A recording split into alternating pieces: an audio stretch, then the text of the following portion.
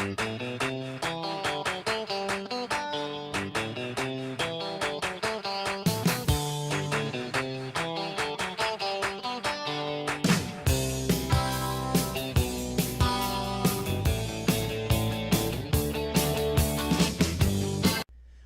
going on, YouTube? Welcome to another epi of Road to Division 1 Hut. Today we are bringing you the Division 9 title game. We have yet to lose a game.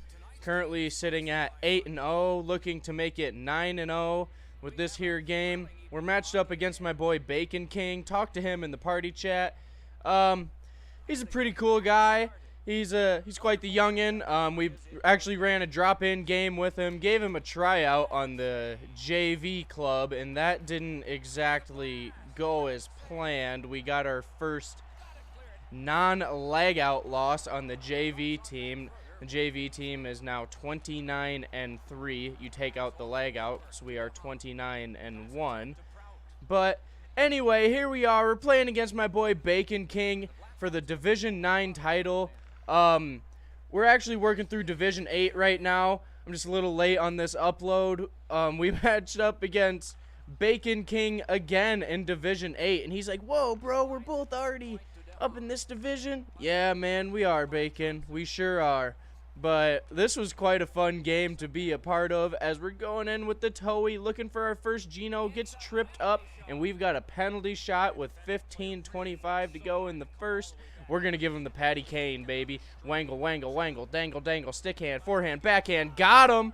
That is the go-to shootout slash penalty shot move against user goalies. Just stick handle the shit out of it. Get them sliding back and forth and pick which side you think you can beat them to. And we got Artemi Panarin, the bread man, the 29-year-old rookie. You shouldn't be able to call yourself a rookie. You're old enough to be my dad. But anyway, he's not a rookie anymore. That was NHL 16 logic. But we got Kyle Turris coming in for the Cheese Wrister, and that is the third goal of the game. I think Turris pulls out a Hattie in this game. This guy's goalie is Swiss Cheddar. I talked to him in the party chat. This guy's got decent offensive skills. It's just his defense isn't exactly up to par. He most definitely needs to upgrade in the... Yeah, see, look, he's got decent moves on offense. Like, that was filthy. That was a great move. He walked me. I'll give it to him. It's 3-1 here. 3 minutes to go in the first period. But I wish I would have been recording when I matched this kid in Division 8 because he actually gave me a Tilly. It ended up being a 4-3 victory. His biggest problem, I would say, he needs to upgrade at the goaltender position. And he did. He went out and got himself Corey Schneider, I think, threw Corey Schneider in net. And he gave me a Tilly. I won 4-3. I mean, I outshot him like 36-9 were the final shots on goal in that game. But his goaltender definitely kept him in it. As there we go, it's 4-1 now. Answered right back pretty quickly. We've got a pretty good grip on this game at this point. If he wasn't a cool guy, I would have started playing like a McDouche to try to get him to rage quit. If I can get the game to end early, I would. But he was a cool guy. I just kept playing him straight up. I got to give it to him on this dedication. He did not want to lose those coins for completing the game. He wanted to get his 750 coins-ish. I'm not sure how much you get for a loss. I haven't played Hut in a long time until I did this restart and started working my way up towards Division 1. It's 5-1 here in the first period. I haven't played Hut since like Christmas time, a little bit before that, so I'm not 100% certain how many coins you get when you lose a game. Probably in the 750, maybe up to even 950, somewhere in that range. When you get a win, you get usually at least upper 900. Sometimes you get it up to 1,200 coins when you get a win, depending on who you're playing against. And looks like things are going to wrap up here in the first period, 5-1, dominating the draws, 10-0 right now.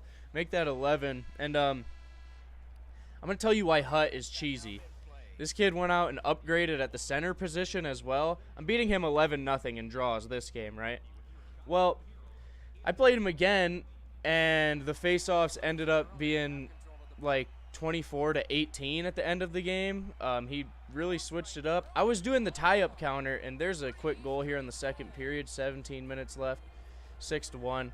But I was doing the tie-up counter where you hold it backhand and then switch forehand and win it back, and it was still letting him tie me up. And I think that just speaks to when you're playing Hut, if you have an overpowered face-off man, EA is actually going to throw the counter system out the window. They do not give two shits if you get the counter right.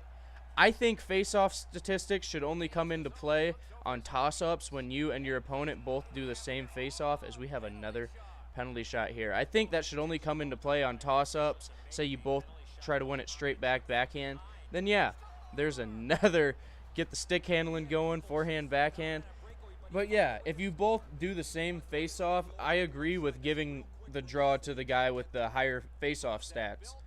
But if somebody gets the counter right, they deserve the puck. That's what the counter system's in the game for. So that it can decide who wins the face-off. That's why they put it in the game. But they just throw that completely out the window when you're playing Hut.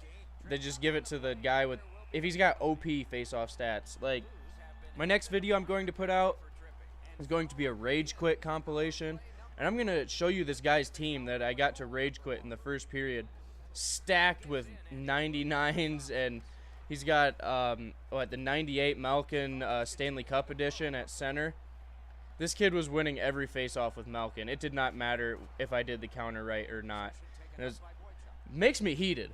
But this kid's team was absolutely stacked up and down. He had legends. He had everything special edition pretty much. His team overall was probably 97, 98 offense, probably like 95 defense, and he had stacked goaltenders as well. And I get the kid to Rage Quit, and I'm rocking with 88 as my highest overall card. That just goes to show you, spending money on Ultimate Team does not make you a good player. There's a nice clap bomb. This kid's got good offensive skills. He just needs to get that D-zone together a little better, and he needs to upgrade his goaltender. But yeah, spending money on Hut cards is not going to make you a better player at the game. It will give you the advantage in terms of backhand, forehand, backhand, Gino. It will give you the advantage in terms of you're going to take short side wristers and clappers that are going to go in that probably wouldn't have gone in had they been one of my 88 or 87 overall players. But, you know, you got freaking like 94 Pavel Bure going down the ice and taking a cheese wrister. It's probably going to go in.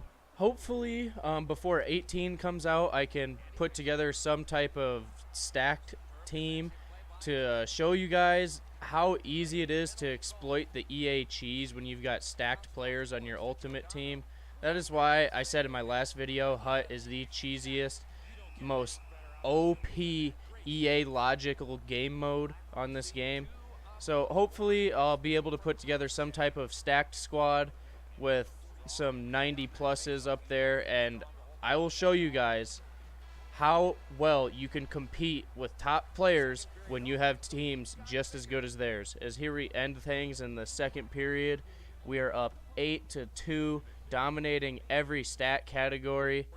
I'm pretty sure this is the point in the game when Bacon King, he got me to Twitch there, he got me on that draw. I'm pretty sure this is the point in the game where he came and joined the party, and I was like, man, why didn't you just leave the game already? I really don't want to finish it. He's like, yeah, I want to finish it. I want to get my coins. I was like, all right, I respect it. As we give him a penalty shot, he's going to get his chance to make something happen. Yeah, he's probably going to want to upgrade that Hartman. I don't think he's a very good card. There goes kick fake, and he's going backhand, forehand. That is the old against the computer goalie move from like NHL 13. That was the old glitch goal. There goes another cheese wrister. This guy really needs to upgrade his goalie. I kind of feel for him at this point. His goaltender is playing like Swiss cheese back there. If my goalie let in that wrist shot, I would have been pretty pissed.